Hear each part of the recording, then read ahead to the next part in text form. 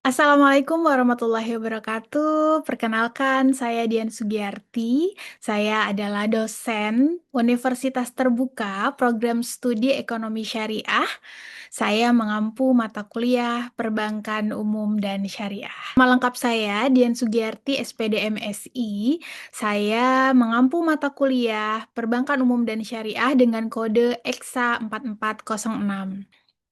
Mata kuliah Perbankan Umum dan Syariah ini adalah mata kuliah dengan bobot 3 SKS yang akan membahas konsep dan praktik operasional bank umum dan syariah, serta akan membekali mahasiswa dengan pemahaman teoretis dan analisis sistem keuangan perbankan. Capaian pembelajaran mata kuliah Perbankan Umum Syariah ini yang pertama adalah mahasiswa diharapkan mampu menjelaskan kegiatan perbankan, kemudian mahasiswa diharapkan mampu menjelaskan produk penghimpunan dan penyaluran dana bank. Yang ketiga, mahasiswa diharapkan mampu menjelaskan produk jasa bank.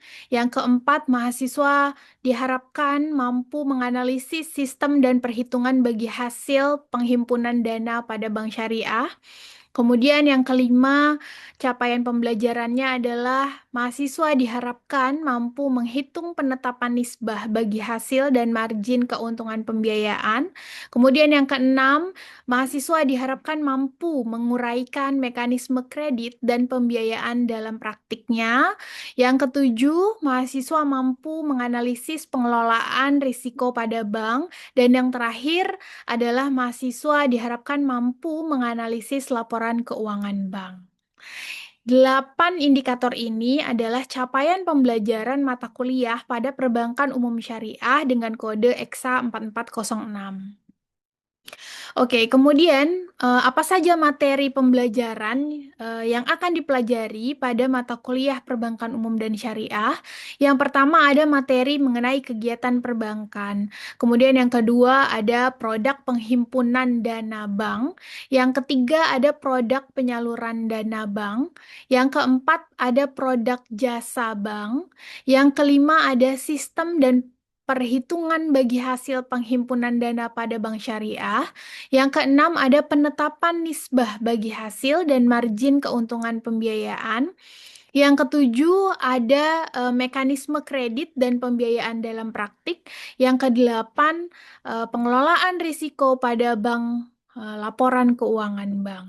Ya, sistem perkuliahan dilaksanakan dengan sistem pembelajaran jarak jauh tentunya yang berbasis modul dan pendampingan tutorial, baik secara tatap muka, online, maupun tutorial secara tertulis. Mahasiswa diharapkan aktif belajar mandiri, berdiskusi, dan menyelesaikan tugas-tugas yang diberikan. Nah, sedangkan metode pembelajarannya dilaksanakan melalui pendekatan belajar mandiri yang didukung tutorial tatap muka atau online, diskusi kelompok, studi kasus, serta penugasan individu. Sedangkan pada teknik penilaian ada 3 bagian yang akan dinilai. Yang pertama yaitu kehadiran dan keaktifan mahasiswa dalam mengikuti perkuliahan dengan bobot sebesar 20%.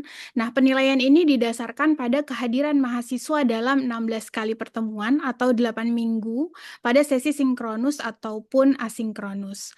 Kemudian yang kedua adalah diskusi. Nah, mahasiswa diharapkan aktif mengikuti forum diskusi dalam e-learning dengan memberikan tanggapan yang berkualitas, baik tanggapan dari pertanyaan dari dosennya ataupun menanggapi jawaban atau pendapat mahasiswa lainnya. Nah, diskusi dan tugas ini memiliki bobot 30% dan bobot yang paling besar dan sebagai komponen utama dalam mata kuliah ini adalah nilai UAS. Nah, nilai UAS memiliki bobot 50% ya. Jadi, kalau di total semua porsi dari kehadiran dan keaktifan diskusi maupun UAS itu akan menjadi 100%. Baik, Assalamualaikum warahmatullahi wabarakatuh. Selamat siang, teman-teman mahasiswa semuanya. Selamat berjumpa kembali pada pertemuan ketiga di kegiatan belajar 3 pada mata kuliah Perbankan Umum dan Syariah dengan kode EKSA 4406. Minggu lalu kita sudah mempelajari mengenai kegiatan perbankan, ya. Ada perbankan syariah, ada perbankan konvensional. Kita juga sudah mempelajari klasifikasinya. Nah, pada pertemuan kali ini kita akan belajar mengenai perbedaan atau perbandingan antara bank syariah dan bank konvensional, ya. Oke, baik. Sebelum kita masuk ke dalam materi, kita buka dulu pertemuan kita kali ini dengan membaca basmalah. Bismillahirrahmanirrahim. Semoga perkuliahan kita hari ini dapat berjalan dengan lancar, ya. Teman-teman semuanya bisa memahami dan mengerti apa yang saya sampaikan. Oke. Nah, pada pertemuan ketiga atau kegiatan belajar ketiga kali ini, ya, teman-teman mahasiswa diharapkan mampu membandingkan bank konvensional dan bank syariah setelah kita mempelajari materi ini bersama-sama, ya. Nah, penilaian yang akan dilakukan adalah kehadiran dari teman-teman mahasiswa, kemudian partisipasi, diskusi, dan tugas, dan nanti di akhir akan ada UAS. Oke, baik. Oke, sebelum kita mempelajari lebih jauh, ya, tentang perbandingan bank konvensional dan bank syariah, nah silakan disimak dulu video berikut ini. Gue mau akad dulu nih bang. Lu mau nikah nih bang? Bukan, gue mau akad pembiayaan rumah. Eh, Gimana tuh? Coba dulu jelasin. Jadi akad itu apa sih? Gue kira akad cuma akad nikah doang. Akad itu perjanjian atau perikatan antara pihak yang melakukannya. Kayak gue sekarang lagi akad pembiayaan rumah dengan bank syariah. Oh, jadi akad cuma ada di bank syariah.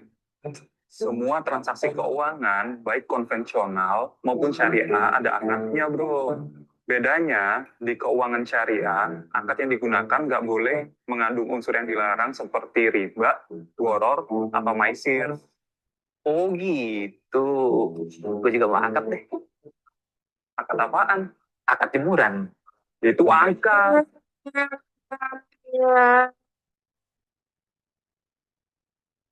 Oke, baik. Nah, dari video yang sudah teman-teman lihat, ya, ternyata ada perbedaan antara bank syariah dan bank konvensional, ya. Perbedaannya itu di akadnya, ya, bukan angkat jemuran, ya, tapi akadnya. Oke, nah kita akan mempelajari tentunya nanti lebih dalam lagi tentang perbedaan bank syariah dan bank konvensional. Setelah melihat video tadi, ya, adakah yang bisa memberikan pendapat, ya? Kira-kira apa yang membedakan bank konvensional dengan bank syariah? Ada yang mau mencoba menjawab? Silakan. Mbak Kiki boleh? Apa yang membedakan bank konvensional Iya, dan syariah? Assalamualaikum warahmatullahi wabarakatuh. Waalaikumsalam warahmatullahi wabarakatuh. Kalau kalau bank konvensional ya itu ada ribanya ya. Hmm. Kalau bank syariah, insya Allah akadnya sudah jelas, akadnya pun akad syariah dan banyak apa ya eh, untuk apa namanya ininya ya apa sih kayak peraturan atau sistemnya sistem syariah jadi lebih aman sih daripada konvensional ya.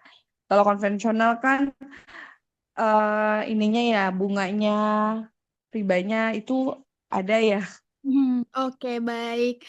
Terima kasih Mbak Kiki, ya, pertanyaannya sudah dijawab dengan baik, ya. Jawabannya Mbak Kiki benar, ya. Kalau di bank konvensional itu ada ribanya tadi, ya.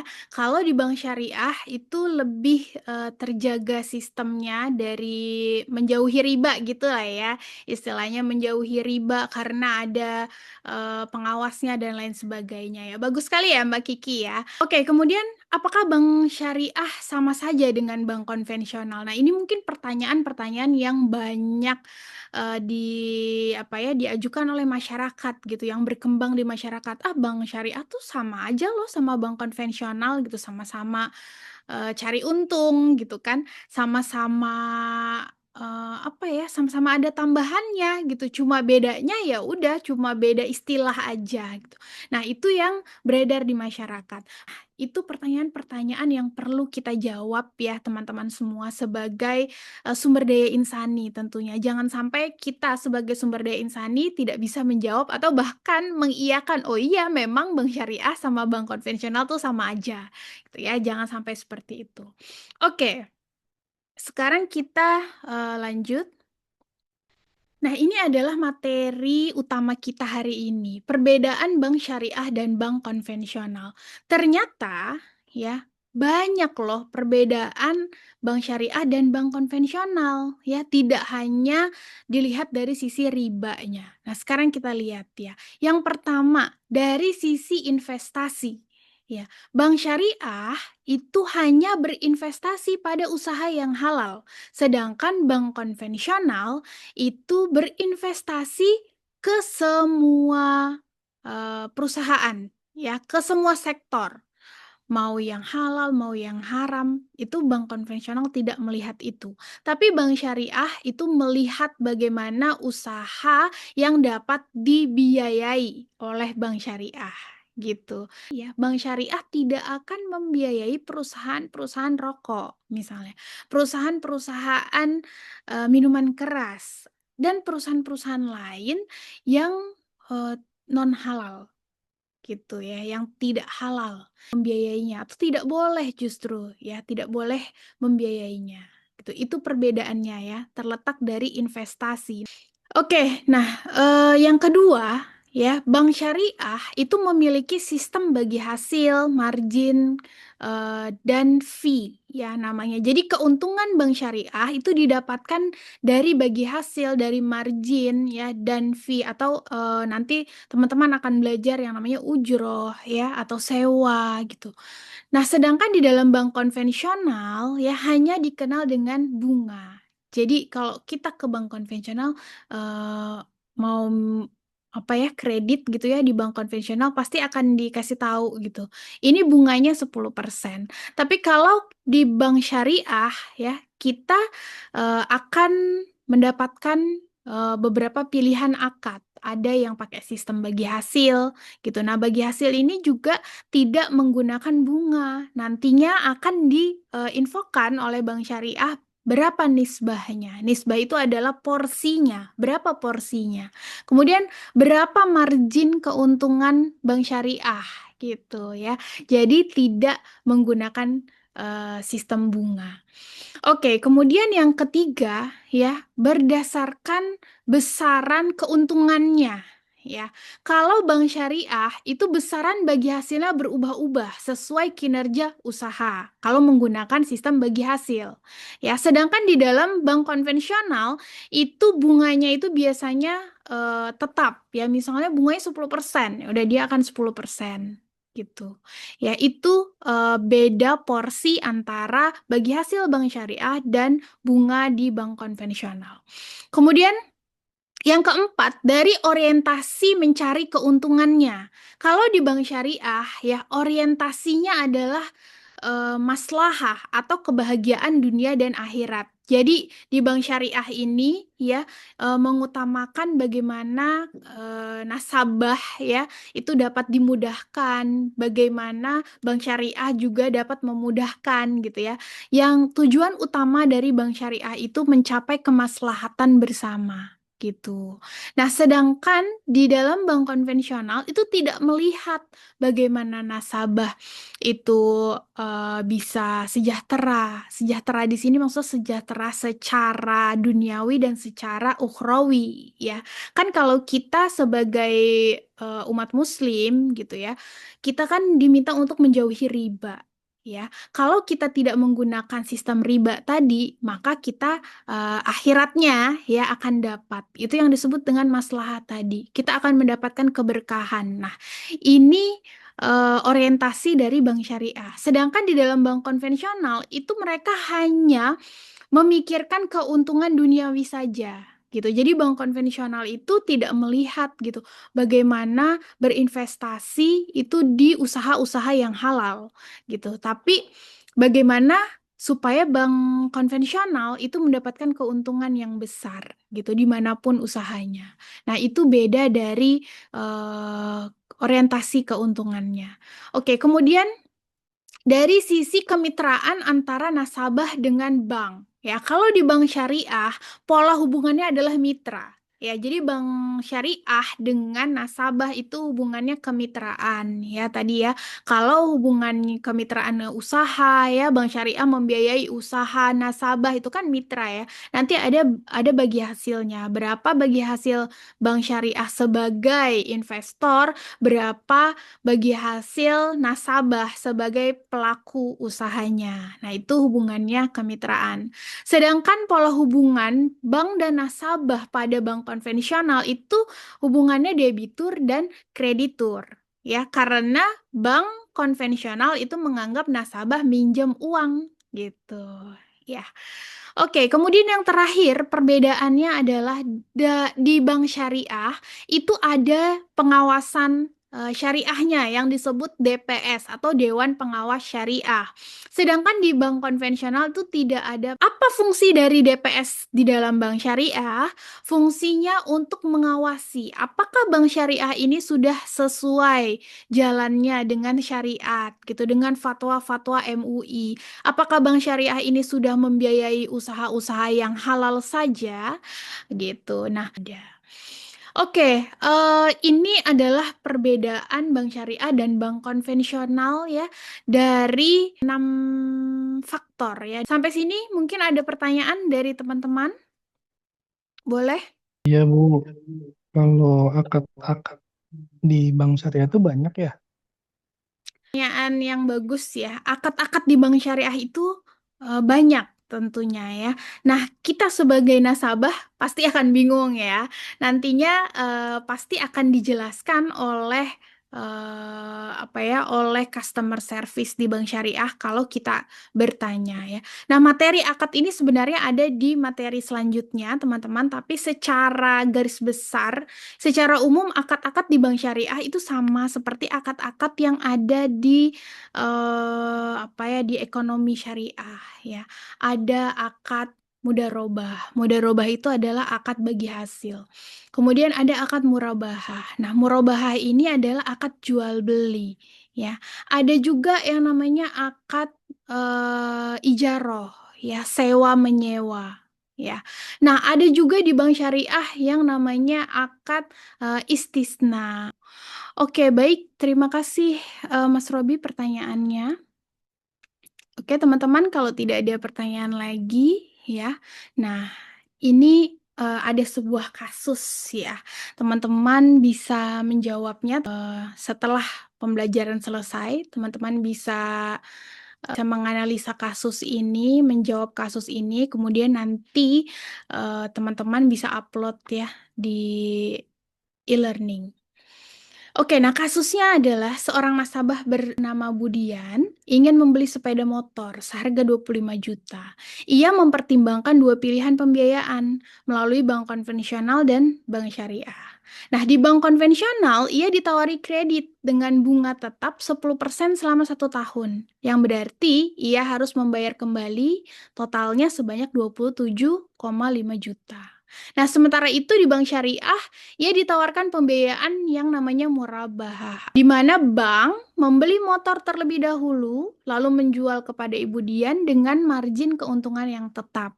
Sehingga total yang harus dibayarkan sama, 27,5 juta juga, dicicil selama 1 tahun. Nah, pertanyaannya ya, mekanisme pembiayaan antara bank konvensional dan bank syariah dalam kasus di atas itu sama atau beda? Kalau ada perbedaannya, silahkan teman-teman uraikan apa perbedaannya. Nah, kemudian pertanyaan kedua, jika Anda sebagai Ibu Dian, pembiayaan mana yang akan Anda pilih? Ya, jelaskan Kalau memilih bank konvensional, jelaskan. Kalau memilih bank syariah, jelaskan. Seperti itu. Oke, ya teman-teman bisa kumpulkan di e-learning ya sebelum pertemuan selanjutnya. Oke.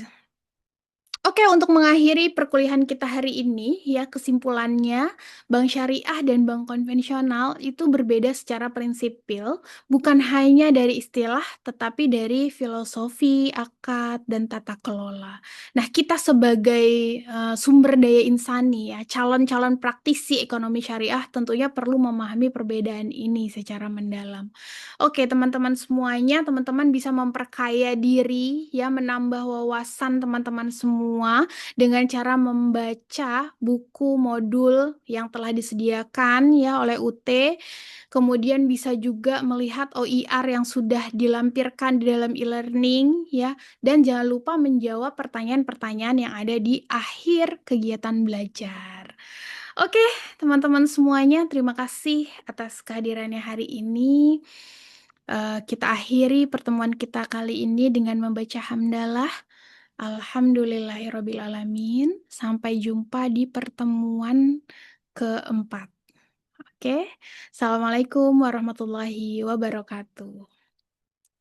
Waalaikumsalam warahmatullahi wabarakatuh.